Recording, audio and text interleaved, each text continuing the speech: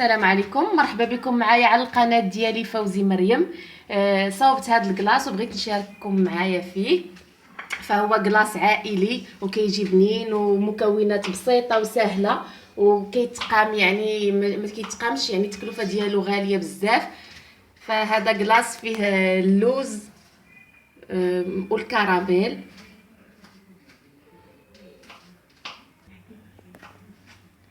ونخليكم مع المقادير ومع طريقه تحضير هذا الكلاص وبالصحه والراحه.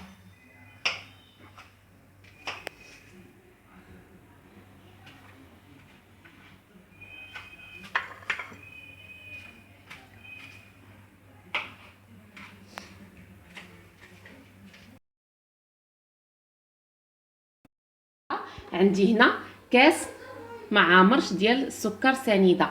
غادي نستعمل واحد المقله اللي من الافضل تكون ما كتلصقش، وغنحطو على نار مهيله حتى يولي عندي كراميل. بالنسبه لهنا عندي كاس ديال اللوز، انا عندي اللوز محمر حمرته نيت في المقله. الا ما عندكمش اللوز محمر، يعني اللوز طري، ما غاديش نخلي انا سنيده حتى تولي كراميل، يعني غنديرها في نص طياب ديال الكراميل. اما دابا غندير هذا الكاس تيولي كراميل، عاد نزيد عليه اللوز. فالكراميل ها هو بدا داك السكر كيذوب. في هذه المرحله اللي ما عندوش اللوز مقلي، يعني اللوز عادي، يحطوا في هذه المرحله باش يلا كيجي هو هذاك ملي كيطيب لنا الكراميل. طيب انا غنخليه هكا، ما غنحركو ما والو حتى يولي كراميل كامل. صافي ولا عندي هنايا كراميل كما كتشوفوا، ما حركتو لا بعود لا والو. دابا غادي نزيد الكاس تاع اللوز اللي هو مقلي، غادي نستعمل ملعقه خشبيه. غنبقى نحرك هكا حتى شويه، عاد نحيدهم فوق البوطه.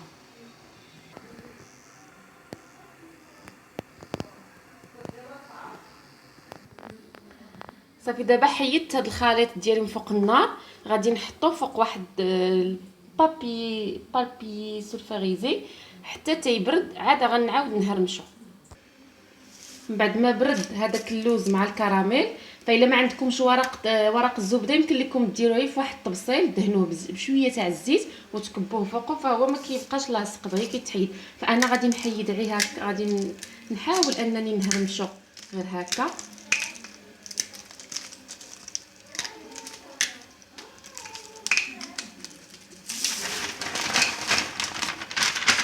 ونستعن بالمدلك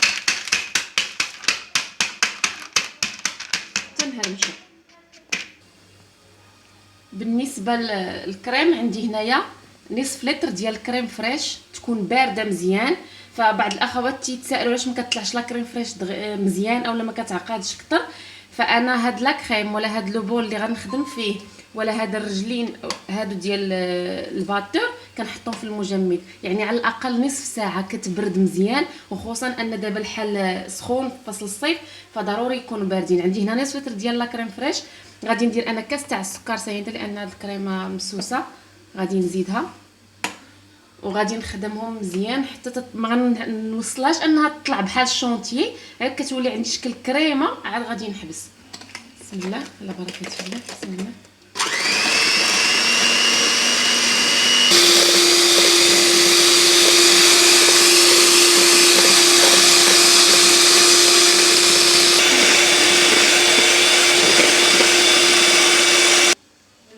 دابا انا وصلت لهذاك القوام اللي بغيت، كيف ما سبق وقلت، ماشي نطلعها بحال بغيت نزوق بها شي طورطه اولا، يعني كتولي عندي كريميه، ما نخليهاش تتولي عاقده وشاده في راسها مزيان. دابا غادي نزيد فيها هاد الكلاصاج كراميل، راه كاين في القناه ديالي اللي انا كنكون مصاوباه.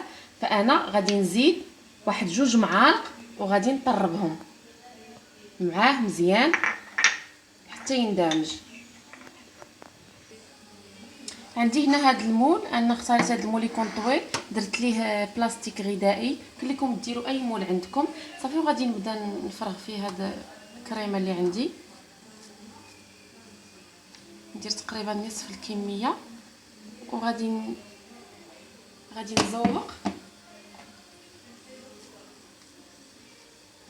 نزوق بهذاك اللوز اللي انا درت مع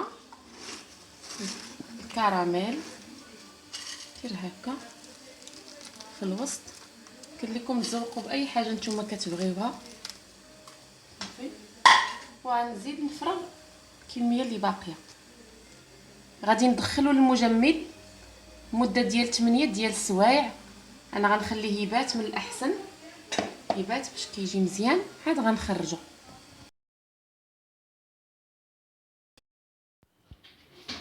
والكلاص من بعد ما بات ليله كامله في المجمد، فغادي نزوق هنا بهذاك اللوز اللي بقى عندي هكا عشوائي. لكم تزينوا باي حاجه كتبغيو.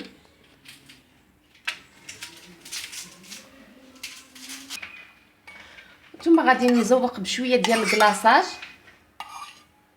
اللي درت نيت لداخل ديالو، فهو ذوبته كلاصاج كراميل هكا.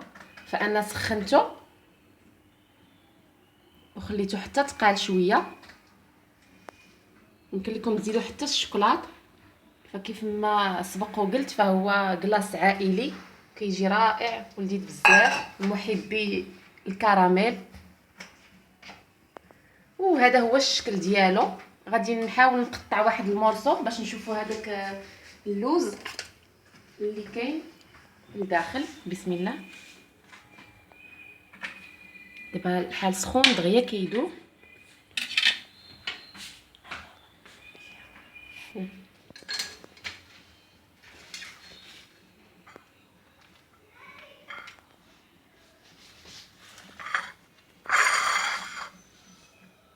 كما كتشوفوا يمكن لكم تزينوا باي حاجه بغيتو. وكما كنعرفوا ان هذا الصيف وكيتجمعوا الحباب، كتجمع العائله، نفرحوا الوليدات، فهو كيجي زوين بزاف.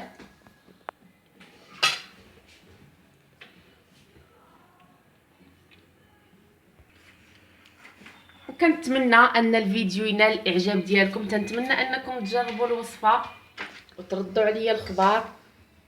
والى فيديو قادم ان شاء الله. والسلام عليكم ورحمه الله تعالى وبركاته.